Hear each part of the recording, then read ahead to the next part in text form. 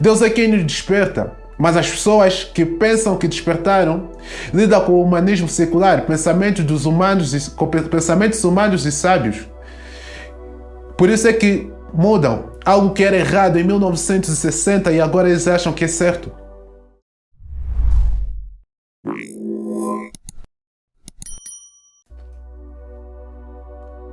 Um marido envia uma mensagem para sua mulher dizendo: estás negativa?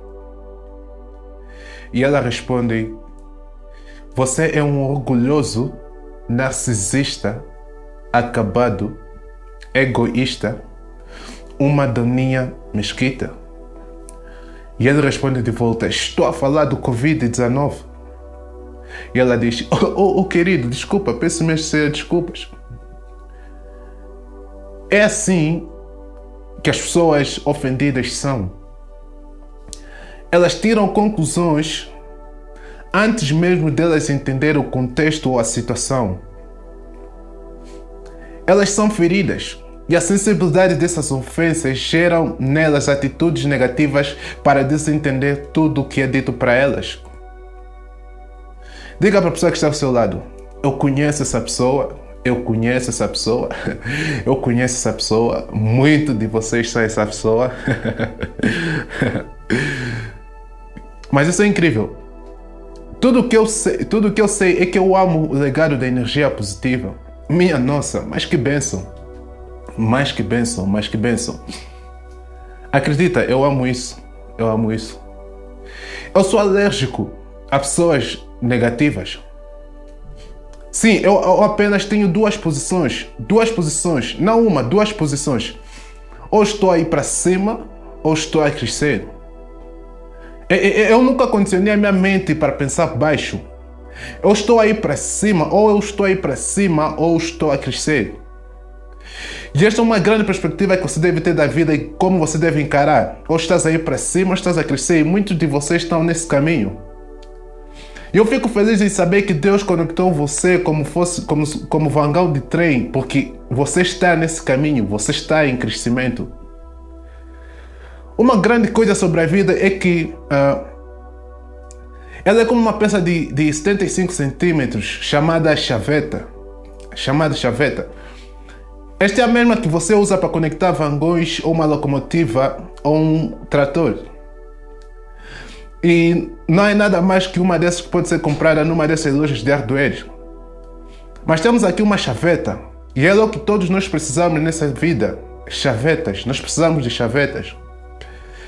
Elas são a máquina que nos conectam com algo maior, que nunca pensamos ou ouvimos. A palavra legado nunca foi sobre você. É sobre estar pronto para alguma coisa que vem depois de você. Preparar o caminho para alguém que vem depois de ti. É começar a falar e então nos tornamos o meio ou a chaveta que vai servir de meio de conexão entre a geração atual e a geração que está por vir. E é isso que Deus quer que nós façamos. Que nos conectamos, que estejamos conectados com a fonte do poder que é Deus. Por isso é que o pastor Steven é uma chaveta. Ele é mais velho do que eu. Ele é o meu irmão de suporte. E eu poderia consentir a ele e ele sabe disso. Eu já tenho cabelo branco e você sabe. Mas tecnicamente ele é mais velho do que eu. Sim, ele pode até negar, mas é verdade. Ele vive como um adolescente. Mas com certeza eu amo muito ele. Tudo por causa da energia. Não fazes a mínima ideia do quão abençoado, o quão incrivelmente abençoado tu és por estar atrelado e associado a um ministério como esse. Tu vais muito distante a lugares maiores. Eu posso garantir isso para você, que estarás em grandes lugares. Isso deixa-me muito feliz. Bem, a palavra do Senhor que nós vamos falar hoje está em Salmo 16:11, verso 11. Na nova versão King James diz que tu me mostrarás o caminho e na sua presença tenho alegria plena e na sua mão está incessantes prazeres. Incessantes prazeres.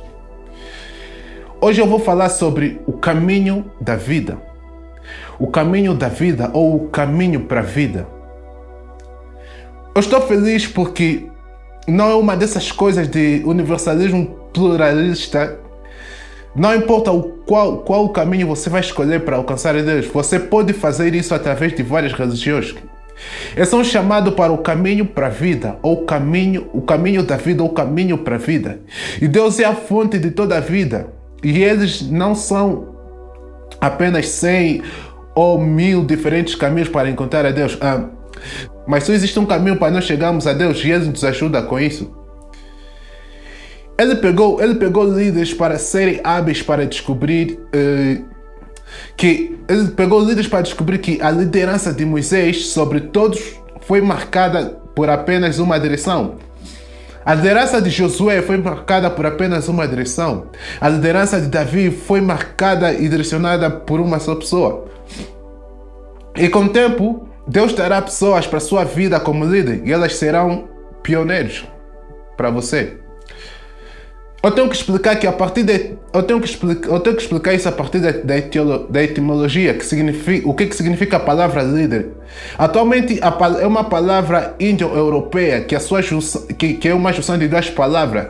Elia, que significa explorador, e dir, que significa curso ou trajeto. Literalmente estamos a dizer que o líder é um explorador de curso, ou um explorador de rota, ou um explorador de percurso. Por isso é que em toda a Europa, durante os meses frios, quando a vegetação não está a dar resultados, eles têm que entrar num grande jogo. Ninguém diz a ele onde está o grande jogo. Eles têm que sair e encontrar a rota do grande jogo. Eles olham para as impressões, procuram por pequenas nuances, por uma pisadela aqui, uma pisadela ali. Eles procuram por uma folha que foi mordida por um animal e dizem: ei, eles vieram por este caminho. Ninguém diz para eles qual é o percurso, porque eles se tornam exploradores. Quando o pastor Steven veio aqui, ninguém deu a ele um manual que dizia como construir este legado para chegar até onde está agora. Você não pode se dar o luxo de alguém te dizer o passo a passo das coisas, de dar um manual que diz faça isso, faça aquilo, faça assim, faça. Aí vais ter que fazer desse jeito. E depois de todo o trabalho você entrará no lugar de honra. Eu esperava que seria assim quando Deus fez a transição de Moisés para Josué. Ele não deixou nas mãos de Josué um grande manual para dizer-te: meu filho, é assim que se negocia com os reis, pessoas obstinadas, é assim que deves fazer para encontrar um novo território e levar o povo daqui até a terra prometida. Ele apenas iria ler o livro e estaria preparado para todas as situações que poderiam surgir ao longo do caminho. Deus simplesmente disse a ele: como eu fui com Moisés, eu serei com você. Ser forte e corajoso. Ele não deu a Josué o manual de instruções. Deus o colocou apenas no caminho para dizer que o mesmo Deus que esteve com Moisés é o mesmo Deus que estará contigo. É o mesmo que a coisa que toda mãe ou pai deve fazer com seus filhos. Você não deve simplesmente dar ao seu filho um manual de instrução que diz a ele todas as possibilidades que podem ocorrer na vida. Mas o que você tem que dizer é que o mesmo Deus que falou comigo, que me mostrou o caminho, quando eu não sabia onde seguir, quando eu não sabia o que fazer, quando eu estava mergulhado no vício, quando eu estava com pessoas erradas, o mesmo Deus que me deu direção, Ele vai andar contigo, Ele vai te chamar para Ele, e Ele será a sua força e redenção. Ele será o único que vai te dar direção e vai te ajudar a se superar e a lidar com o que se passa lá fora. É isso que nós fazemos. É isso que nós como líderes devemos fazer. É isso que nós como líderes fazemos. Nós somos o explorador de rota, o explorador de via. Nós nos tornamos aqueles que dirão: eu vou te levar ao mesmo caminho, vou te levar a conhecer a Deus e vou te colocar no trilho. A sua jornada te fará conquistar coisas que outras pessoas não conhecem. E vai te fazer conhecer algumas pessoas que são diferentes, mas Deus te levará aos bons lugares e isso irá te abençoar, a sua vida. Por bons caminhos vais crescer em sua liderança, em sua liderança como pai, em sua liderança como mãe. Tudo que Deus te deu, Ele te dará capacidade para poder liderar aquilo que vier na sua vida, em qualquer lugar onde você passar, porque você é explorador de curso.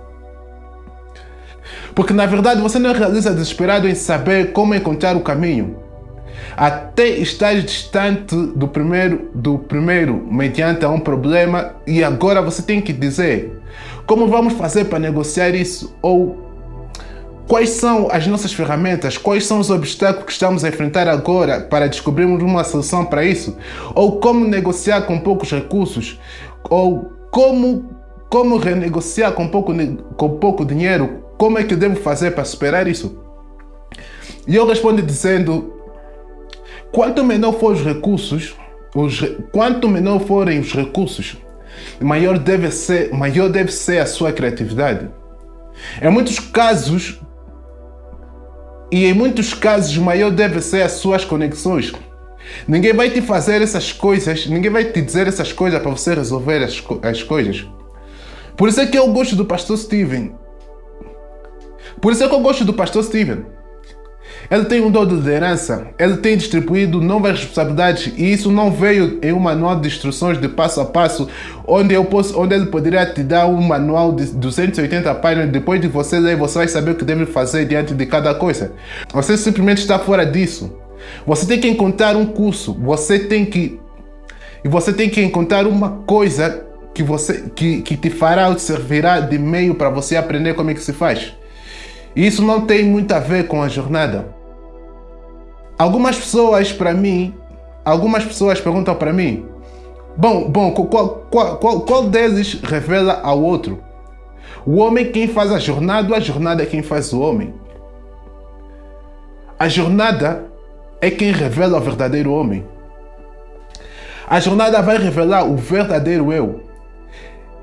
A jornada fará você conhecer as suas limitações, e depois de você desenvolver a força que está dentro de você, você nunca vai conseguir desenvolver isso se você não saber de onde vem ou qual é a sua força. Deus não revela as suas fraquezas para te envergonhar, mas para dar veemência, e que o que Ele vai fazer é potencializar a sua vida. Deus vai colocar isso segundo o seu plano, e fará você descobrir o olho forte para poder fortalecer o olho fraco. E ele cobrirá o que é forte em você em detrimento da sua fraqueza, onde Ele será glorificado, porque Deus sempre será glorificado na fraqueza do ser humano. Deus sempre será glorificado na fraqueza do ser humano. Nossas fraquezas são os requisitos para nos qualificar para o seu fortalecimento. Onde somos fracos, ali está a nossa força. Você tem que aceitar a sua fraqueza para você ser aprovado por Deus. Senhor, eu sou fraco, eu não sei como fazer isso. Senhor, eu não sei como fazer para o meu filho voltar para mim.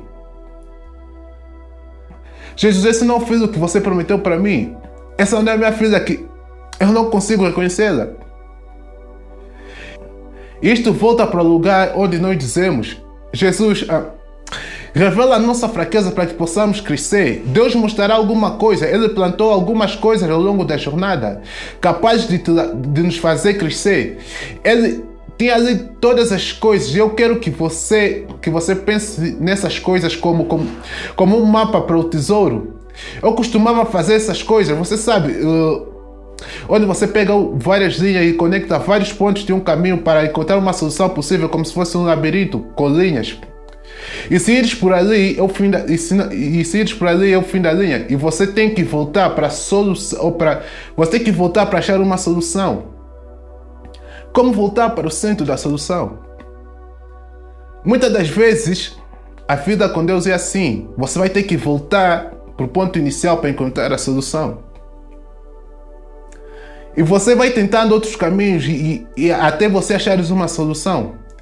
Você vai até o fim da linha, você tem que parar por aí, sair de cena. E muitas das vezes não era sobre isso, porque não tinha solução. É como se Deus estivesse tentando retirar alguma coisa dentro de ti, através dos processos da jornada, porque a jornada irá revelar o verdadeiro homem. revela a verdadeira mulher. Por isso é que as tuas fraquezas têm que ser reveladas para que Deus possa trabalhar nela. Por isso é que as pessoas são como... Por isso é que pessoas como Maya Angelou diziam: eu não retiraria nada da minha jornada. Isso pode parecer gramaticalmente incorreto, mas se entendermos com exatidão o que isso significa, nós entenderemos que eu não retiraria nada da minha jornada, porque foi a minha jornada que fez o que eu sou hoje. E foi a jornada que me ensinou como orar, que me fortaleceu e fez-me ser apto para fazer aquilo que Deus me chamou para fazer. Porque quando eu comecei, eu não sabia e nem fazia a mínima ideia do que eu deveria fazer. E eu não sabia onde iria, de onde viria ajuda. E eu fui apresentado a Deus de diversas formas possíveis diante dos problemas, que serviram de um convite para ter um relacionamento profundo com Deus. Por isso é que Ele está fazendo algo que nos leva a esta jornada chamada vida. As maiores lições da vida são aprendidas dentro do curso, não durante o curso. As maiores lições da vida são aprendidas dentro do curso, não durante o curso. Então, Deus nos colocou em um curso chamado Caminho da Vida. É o caminho da vida. Não queremos o trilho do caminho da vida ou o caminho da vida, porque o caminho da vida, em última análise, quando você segue a Deus, Ele te levará de volta à sua presença. Leva-nos à presença de Deus. No Antigo Testamento, eles sempre construíam os templos em lugares altos. Então você tinha que subir ao Monte Santo do Senhor. Entenda o porquê disso. Eles sempre construíram em degraus que sobem até o templo, em diferentes dimensões.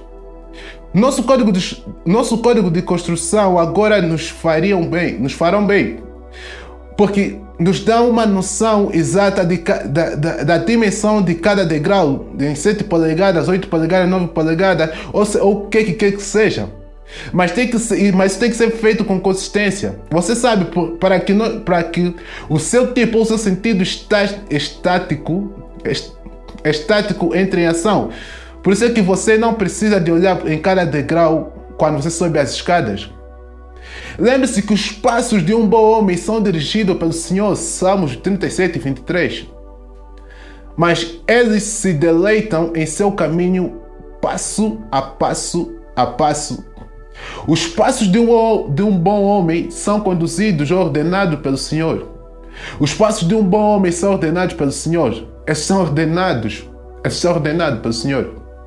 Mas esses passos, quando a Bíblia fala sobre os passos de um bom homem, ou a ordem de Deus, ou a ordem para o Senhor, não são apenas passos em termos de um pé à frente do outro, mas sim passos projetados para uma escalada. Eles têm que te levar para cima. A razão pela qual ele construiu degraus que eles constroem degraus que levam ao templo para os montes mais altos, ou o Monte Santo de Deus, em diferentes dimensões, é para que ninguém pudesse se aproximar dele de forma leviana e descuidada. Você tinha que se aproximar do local de adoração de Deus com muito cuidado, intencionalmente observando cada passo. Eu sei quem eu vou adorar quando eu chegar lá. Eu não quero que você apenas casualmente valsa cegamente. Você nem precisa pensar sobre o que está fazendo, porque se você tentasse isso no templo, você tropeçaria entrando na casa de Deus. Você tem que subir nele. Você tinha que olhar cuidadosamente cada degrau, porque eles eram dimensões diferentes de degraus. Tinha 7 polegadas, o próximo tinha 9, o próximo tinha 8, e você tropeçaria e se confundiria pelo seu bom senso estético. Por isso é que fez você andar com intencionalidade, para você poder prestar atenção a cada passo que você dá. E daí se Deus agora coloca as coisas em sua vida para que você nunca tome como... E daí é que Deus agora coloca coisas em sua vida para que você nunca tome elas por certo. Porque aqui está o princípio de que tudo que você dá como certo, em breve te será tirado. Tudo que você tomar como certo, em breve será retirado. Às vezes, quem você dá por certo, logo se vai embora. Nunca devemos tomar as coisas por garantido. Caminhamos com Ele dia a dia, caminhamos com Ele dia a dia. Devemos caminhar com Deus dia a dia. Aqui está uma coisa que você tem que aprender. Os caminhos sempre nos levarão para algum lugar. E se nós entendemos os planos de Deus, porque todos os caminhos sempre envolvem planos, não haverá um plano para um caminho de um lugar para outro, do ponto A para o ponto B, se não existir um plano. Não importa onde você disse isso. Você quer ir, depois decidir onde quer ir. Agora você tem que criar o caminho de como chegar lá. Se eu quero ser médico ou dentista, ou se eu quero ser, você sabe, um CPA, ou se eu quero ser um professor de escola, ou se eu quero ser, você sabe, trabalhar numa indústria de cabelo, não importa. Uma vez que eu decido onde quero ir, agora eu tenho que criar um plano para chegar lá. Então, todo plano, ou seja, um plano é necessário quando você tem um caminho ou um percurso a percorrer. Vai ser sempre necessário ter um plano. Então, os caminhos geralmente envolvem planos. Tem que envolver plano todo o caminho. E é por isso que Deus disse em Jeremias 29:11: eu conheço os planos que eu tenho para vós. Planos para prosperar e não para vos prejudicar. Planos para vos dar a vocês esperança e um futuro.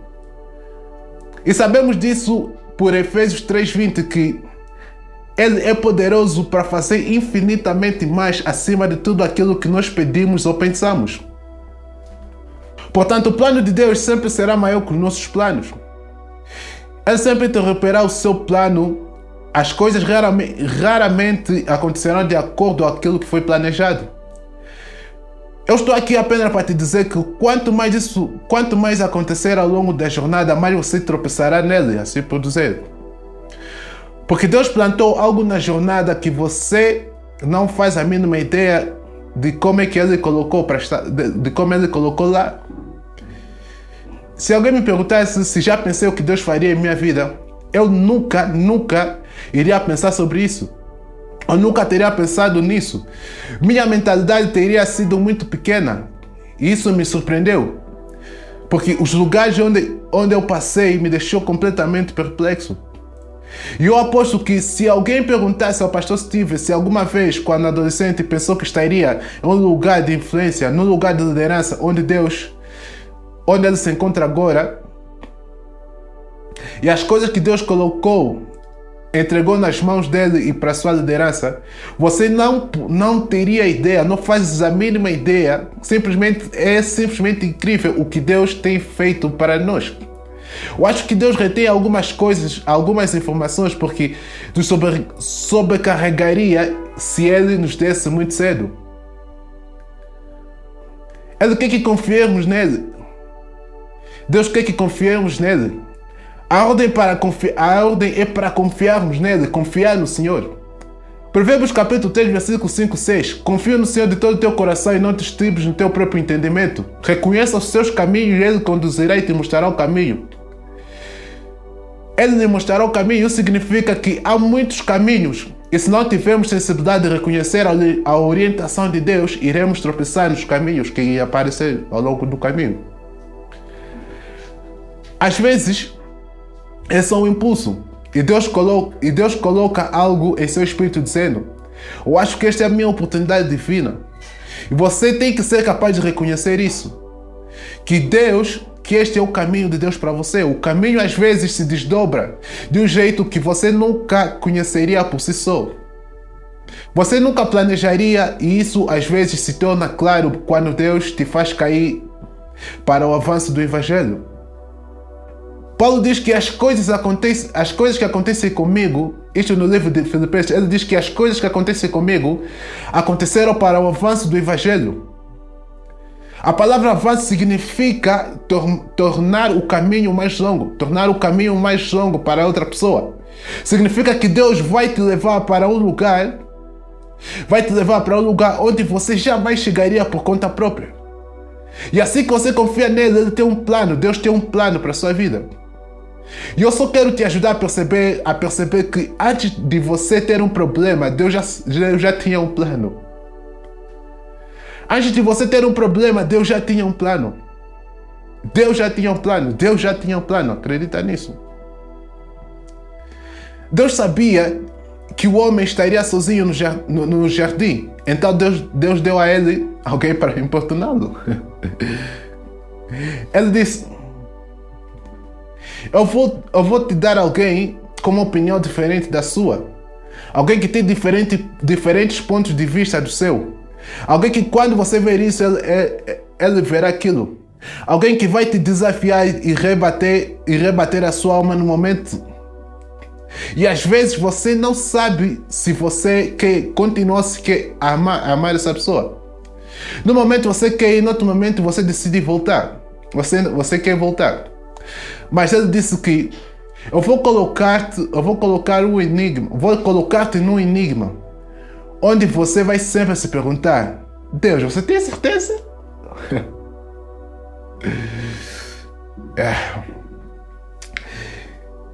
E você dirá coisas do tipo: a mulher que você me deu, ou o homem que você me deu. E você continuará a perguntar e a duvidar de Deus, mas Deus tem um plano. Porque todo o caminho envolve um plano. Todo o caminho envolve um propósito. Todo o caminho envolve um propósito. E todo o plano envolve um propósito. Deus é um Deus de propósito. E tudo o que Ele faz tem um propósito. E um propósito definido para cada propósito. Deus é um Deus de intencionalidade. Não existe acidente na economia de Deus. Nada acontece por acidente. Deus faz. Ele faz para o seu bem. Eu acredito firmemente nisso. Mesmo que o diabo tenha trazido, Deus pode usar isso para o seu bem.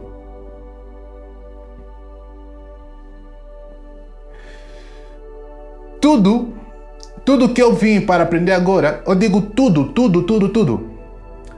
Deus mandou, ou Deus usou, mesmo que tenha sido obra do inimigo. Eu tive que ajudá-los a ver a glória de Deus, porque uma jovem que engravida fora do casamento, eu digo para ela: querida, você não é a primeira nem será a última. Sei que o diabo trouxe vergonha e culpa, sujeira, indignidade e inadequação em sua vida. Mas eu digo para você, escuta. Você pode ter um propósito de servir a Deus a partir de agora. E se levantar dessa semente, para se tornar o pior pesadelo do diabo.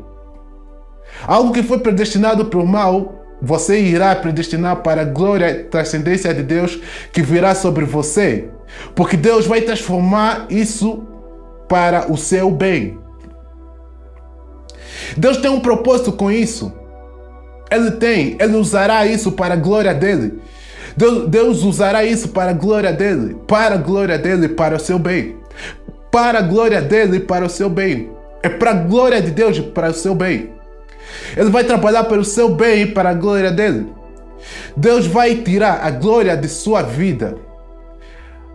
Há glória em cada história, independentemente da negatividade, da obscuridade. Não importa qual demoníaco seja, não importa quantos vícios estão envolvidos, não importa o seu registro na prisão, a sua pontuação de crédito, ou quantos corações você já partiu ao longo do caminho, ou a carnificina que você criou. Há um bem e uma glória dentro da sua história. Se você confiar nele, se você andar com ele, esse não será o seu fim. É apenas um desvio e não o final da estrada. É um desvio de rota.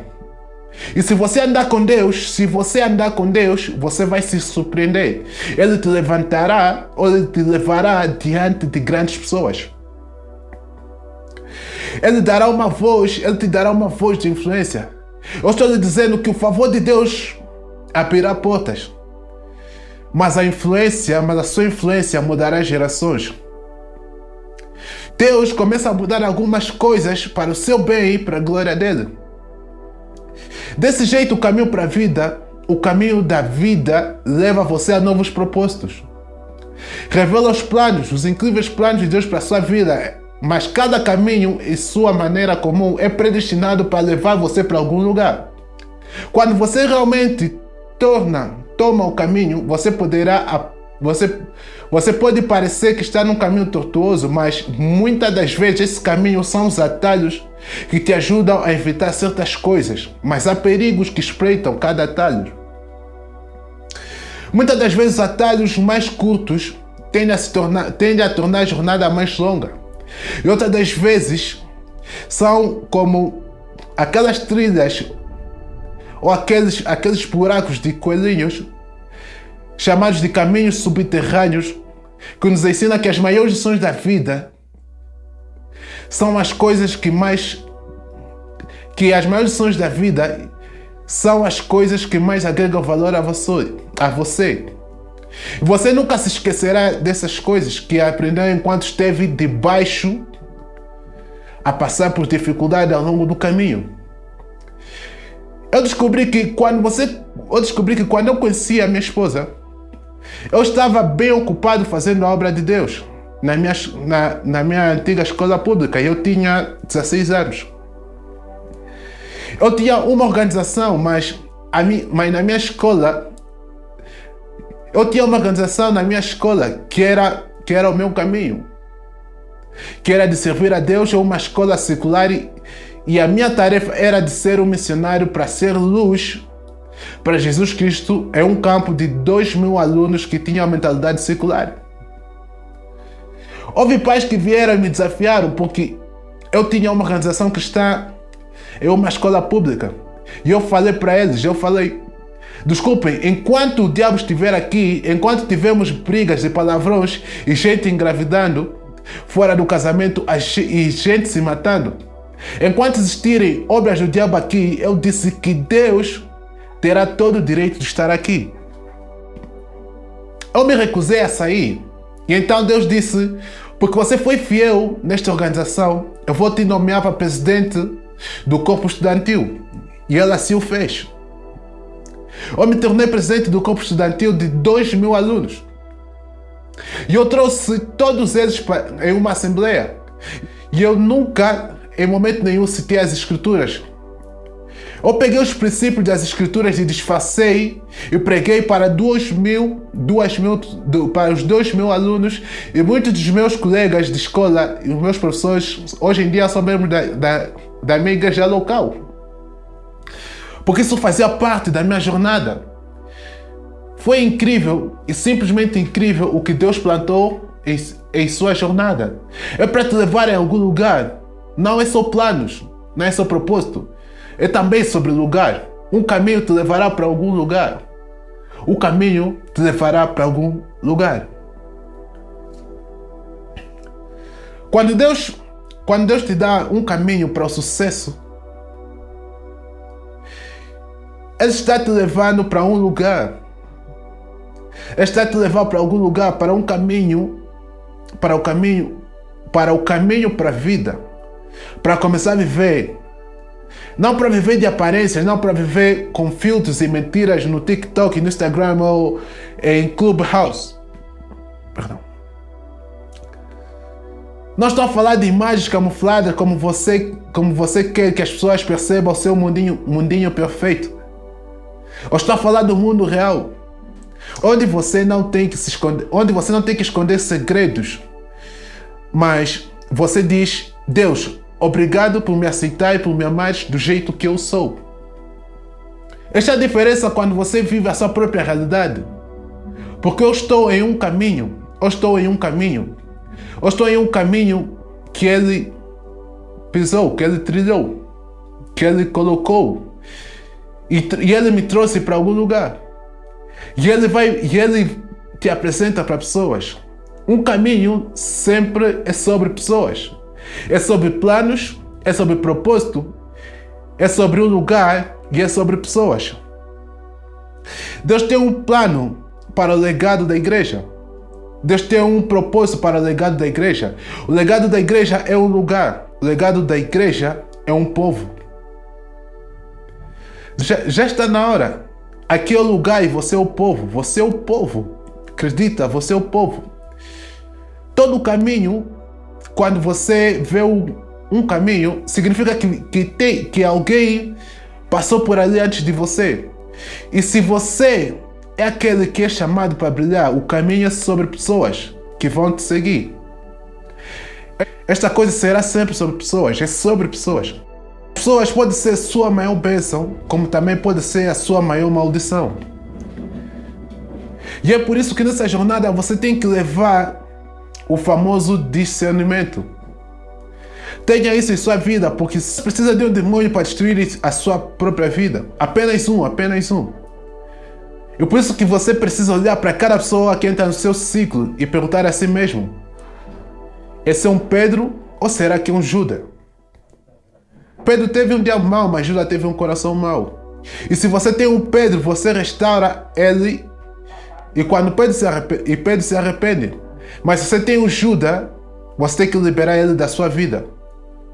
Por isso é que você tem que olhar para todo mundo que está à sua volta e se perguntar: será que é um Pedro ou será que é um Judas? Porque Pedro simplesmente teve um mau dia, mas Judas teve um coração mau. Pedro você restaura e Judas você tem que liberar. Isso simplesmente leva você para um lugar de vitória. Você levado a isso, a Bíblia fala em Provérbios que há um caminho que parece ser certo ao coração do homem, mas os seus fins levam à destruição. Nem sempre você tem que viver a sua própria vontade, pois não temos o luxo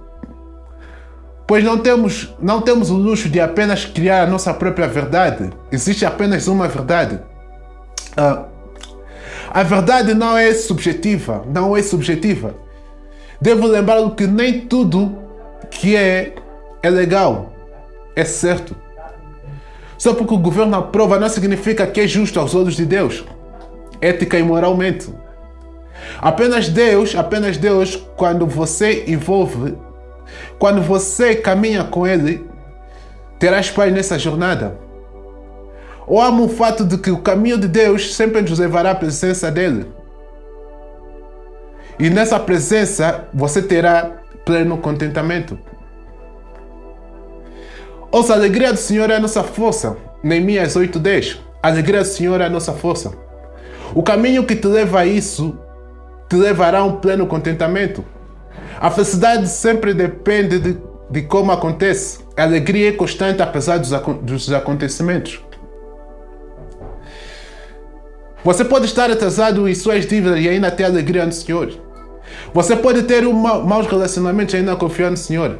A felicidade em sua alma é constante, que o mundo não consegue dar, e muito menos tem o poder de tirar de você. Porque isso é uma qualidade que só Deus tem. Esse é um traço que Deus, e desde o momento que você permanece na presença dEle e anda nos seus caminhos, você estará diante da presença dEle e terás pleno contentamento. Não é uma falsa alegria, não é um falso contentamento, é pleno contentamento. Eu falo de pleno contentamento. Isso me interessa tanto em como a igreja é chamada, porque em muitos dos casos estamos sonambulando. Mas Deus nos chama dizendo: acorda, acordem. Acordem e vê o mundo que pensa que acordou. Mas nós somos o povo de Deus que se levanta, nós despertamos. Nós levantamos e nós alcançamos. Você desperta, se levanta e alcança. Há uma diferença entre despertar, porque o despertar vem de ser sensível à voz de Deus. Deus é quem nos desperta, mas as pessoas que pensam que despertaram lidam com o humanismo secular, pensamentos humanos e sábios. Por isso é que mudam algo que era errado em 1960 e agora eles acham que é certo. Não é verdade que mudou. Deus vai nos levar para um lugar de responsabilidade para dizer que você se apegou à minha verdade. Se apegou à minha verdade e no seu caminho terás pleno contentamento. Isso faz-me lembrar de uma tese que fiz alguns anos atrás sobre a vida após morte. Eu estudei material do Dr. Raymond Mould, um médico e PhD que estudou mais de 3.000 casos de pessoas que morreram e voltaram. Eles foram, você sabe, o coração deles parou. e eles tiveram que reanimá-los. E as experiências que eles fizeram, na maioria dos casos, acredito que você já ouviu falar, que é sobre que eles viram uma luz, que eles passaram sobre um túnel, que eles sentiram muita paz e muito amor e tudo mais. Mas o que realmente me chamou a atenção foi a experiência de um homem branco de meia idade na mesa do pronto-socorro, que ele explica que quando os médicos pegaram os desfibriladores, ele deitado na maca, eles colocaram os desfibriladores no seu peito e pau! Eletrocutaram o seu coração. E quando esse homem voltou, ele não falou sobre luz suave, ele não falou sobre sentir amor de pai e de espírito. Seus olhos estavam atordoados, cheios de pavor, o seu corpo estava tenso e ele gritava bem alto: Doutor, eu estou no inferno! Doutor, eu estou no inferno, me tira daqui! E esse velho doutor continuou a trabalhar, a fazer o seu trabalho. Ele nunca tinha visto algo do gênero, ele nunca viu algo do gênero. E eles continuaram trabalhando nele. E o seu coração parou de novo, o espírito dele o deixou. Colocaram os desfibriladores novamente no seu peito e pau! Trouxeram-o de volta e quando ele voltou, os seus olhos continuavam apavorados. E ele continuava a gritar: Doutor, eu estou no inferno! Eu estou no inferno! Não me deixe voltar para esse lugar! Não me deixe voltar para esse lugar!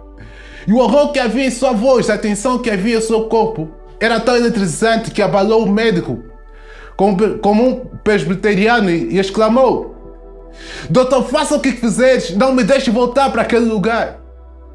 Ele disse: Ora por mim, doutor, por favor, ora por mim, doutor. E esse médico não era um membro de uma igreja, ele não sabia como guerrear espiritualmente. Ele não sabia como tomar autoridade sobre os espíritos e demônios, principados e potestades, ordenar e libertar. Mas ele tinha um coração puro e queria muito ajudar aquele homem que estava em apuros. Ele não precisava saber o que estava fazendo e o que estava dizendo, mas seu coração, ele fez o que achava ser certo. E ele fez uma simples oração. Ele disse: Querido Deus, ajude este homem que está a precisar da sua misericórdia, que clama por sua graça. Que ele tenha um encontro com você e faça com que você salve sua alma. E de repente este homem que estava tenso e a gritar, de repente seu corpo relaxou. E todos os seus sinais vitais se estabilizaram. E isso mudou a vida daquele médico. Nem todo mundo vê a luz. Nem todo mundo passa pelo túnel maravilhoso, se enche de amor e de gozo. Há um céu para ganhar, existe um inferno para evitar. E o pecado o levará para longe do que você quer ir. E o manterá por muito tempo do que você deseja e lhe custará mais do que você pode pagar. Mas a boa notícia do Evangelho é que você não vai ao inferno porque você está errado.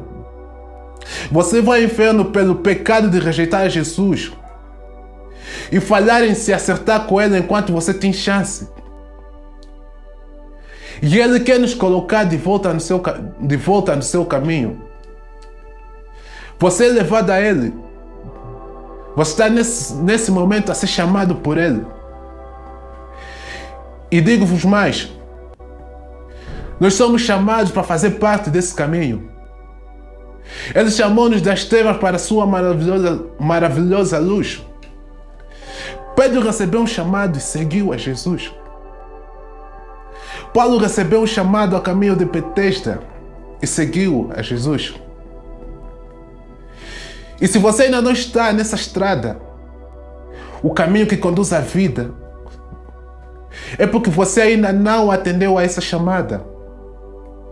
E hoje só vim aqui para lembrar a você: Ele conhece o seu nome. E Ele está te chamando.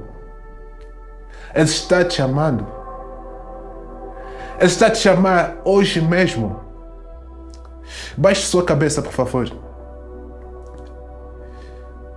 Se você nesse momento está a ouvir isso, apenas ouça o